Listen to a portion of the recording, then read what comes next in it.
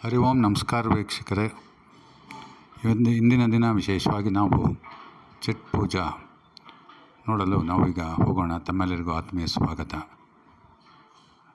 आप लोग के लिए छठ पूजा के लिए हार्दिक स्वागत.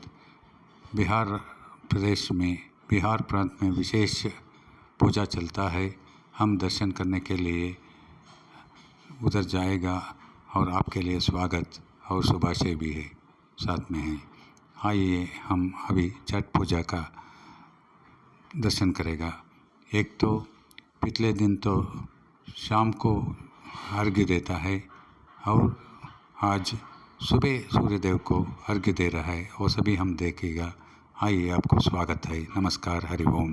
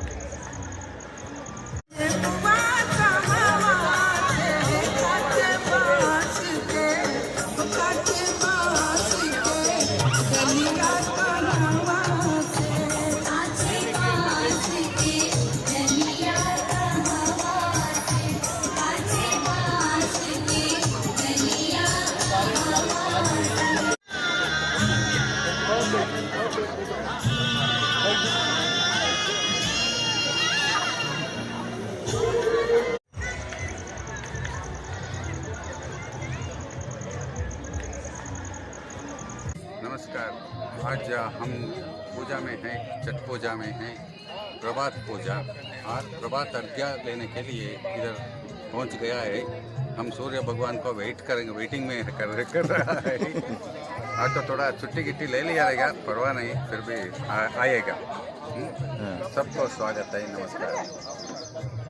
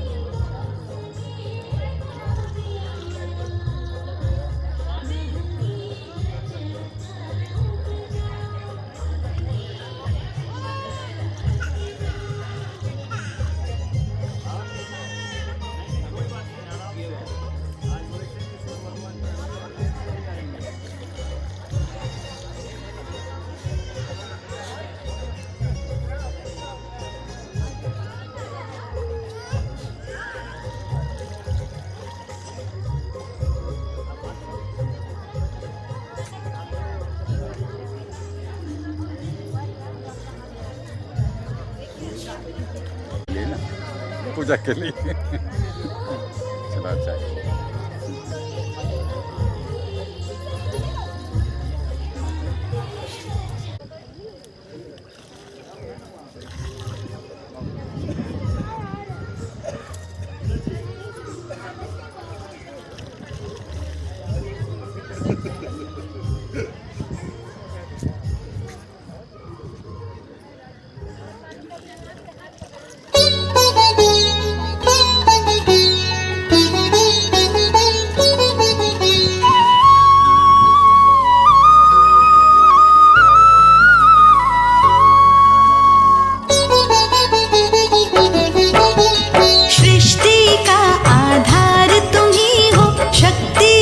संचार तुम ही हो, प्रातः काल जब तुम आते हो, अंधेरा कर जाते हो।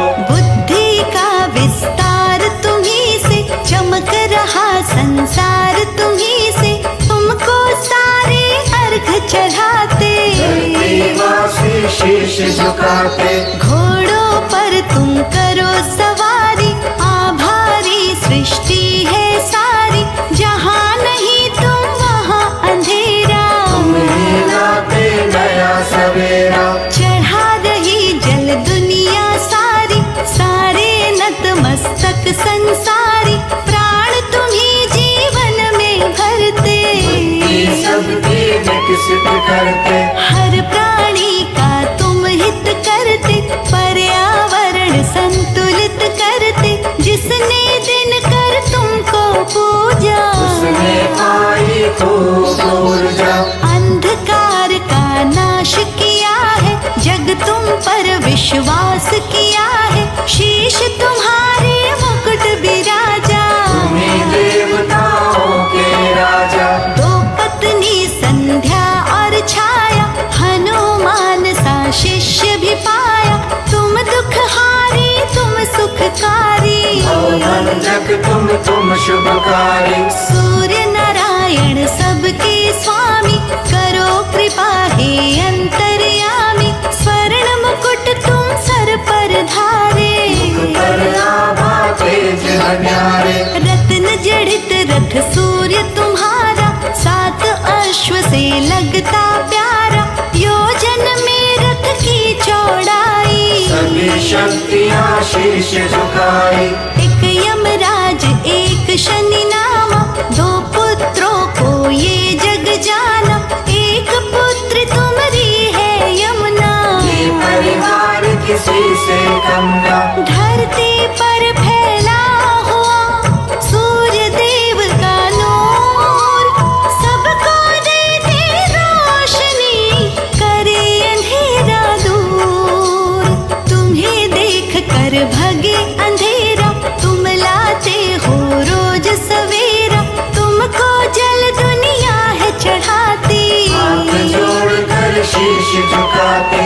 तुमने दैत्य राक्षस मारे, इस धरती के कष्ट निवारे, तेज तुम्हारा शक्ति वर्धक, की सारे साधक। दीन दया निधि शिव के प्यारे, सूर्य देव ऐसे हैं हमारे, तुम ही भानु हो तुम ही दिवाकर, शीश झुके सब सम्मुख आकर। रविवार है वार तुम्हारा, कष्ट हरो भक्तों का सारा, नवग्रह नभ में चंदा तारे, सबको देते तुम ही सहारे।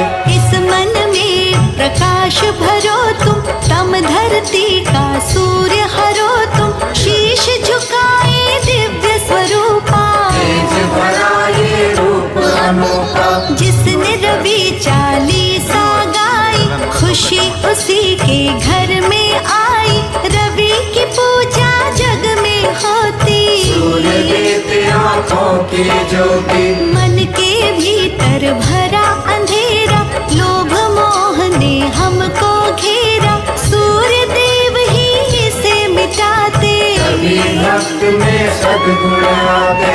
तुम दिन कर हो तुम ही दिवाकर, भानु रवि तुम ही प्रभाकर, अंधकार अब दूर हटाओ, मन मंदिर